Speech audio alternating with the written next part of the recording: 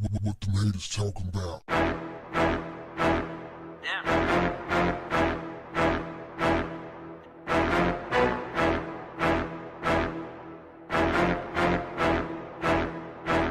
What's up, family?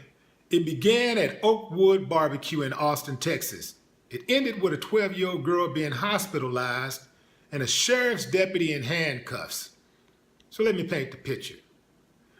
March 3rd, around 8 p.m., a little girl is playing with a dog inside of the restaurant.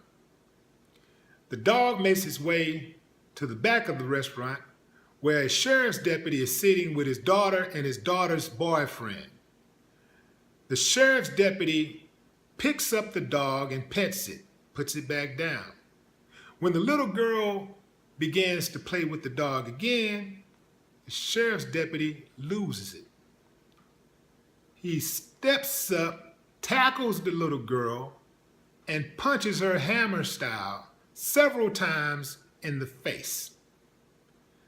The little girl's stepfather intervenes and knocks the sheriff's deputy out.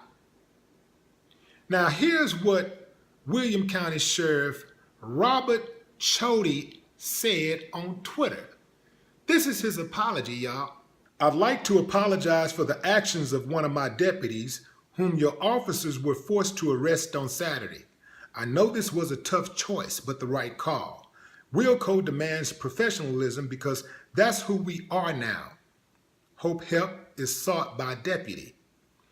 Danford has since been charged with public intoxication, resisting arrest, and injury to a child.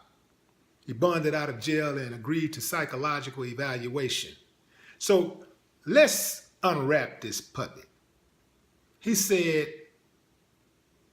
that Wilco demands professionalism because that's who we are now, indicating that they've had problems in the past. Of course they've had problems in the past.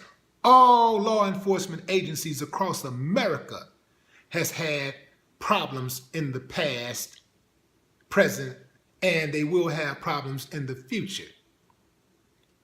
Many of them more severe than others.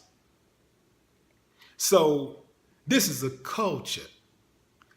For somebody to be wearing a badge and a gun, to be that far gone, speaks volume as to the state of law enforcement in America.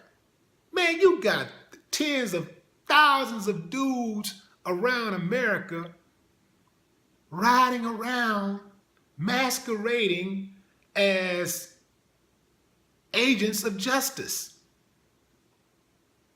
This is a culture. It's not an exception. It is the rule. It's like they don't want people who are rational, people who are critical thinkers, people who know how to de-escalate problems. They want the ones who are live wires, who wants to escalate issues. They want the people who don't have good communication skills, good social skills. They are hiring those type of people. That's how you get to be a cop. That's who we seeing every day. They got a lot of work to do, man. I'm telling you, man, they got to dismantle the whole thing. It can't be fixed, man. First of all, it was built that way in the first place. It was built to accommodate renegades, right? It was built on savagery. It was built for people with low IQs, animals. This is how it was built. You know they're always taking the lowest common denominator to do the dirty work. This is who they are. It is a culture. They said this dude was charged with, what was it? Public intoxication, resisting arrest, and injury to a child. Those are misdemeanor charges. He should have been charged at the least with aggravated assault and felony injury to a child. That's the least. I would take it as far as saying that he should have been charged with attempted murder. This is a grown-ass man pummeling a 12-year-old kid. If that ain't attempted murder, I don't know what is. It's a good thing that the father was there, because the stepfather, because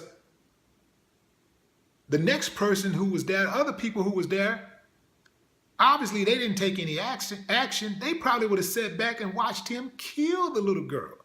And what does that say about his daughter and the daughter's boyfriend? Man. Now, also, you know what? If the headlines had read correctly, it would have said, stepfather puts a bunch of lead in dirty cop who punched his daughter in the face. This so-called deputy has a serious mental problem that can only be solved with many years to think about it while wearing a state-issued jumpsuit. But you know how that go. He'll probably get a slap on the wrist, because holding a cop accountable for his own actions, well, that's just un-American. No more talk. What the haters talking about?